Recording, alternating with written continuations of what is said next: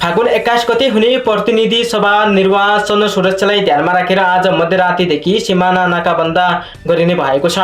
भारतसँग जोडिएको बैतडीको जुलाघाट नाका र महाकाली नदीमा शौचालय घाटहरू आज राति 12 बजेदेखि फागुन 21 गते 12 बजेसम्म बन्द हुने प्रमुख जिल्ला अधिकारी कृष्ण थापाले बताए।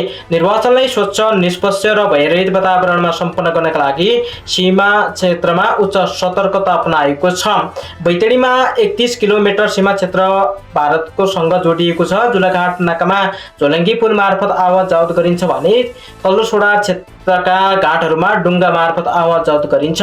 यस्तै निर्वाचन सुरक्षालाई ध्यानमा राखेर दार्चुलाका भारतसँग जोडिएका सीमा नाका पनि आज रातिदेखि बन्द गरिने जिल्ला प्रशासन कार्यालय दार्चुलाले जनाएको छ। पुल घाट सहित अन्य नाकाहरू चुनावको समयमा फागुन 21 गते राति 12 बजेसम्म बन्द रहने दार्चुलाका प्रमुख जिल्ला अधिकारी अनिल पौडेलले जानकारी दिनुभएको छ।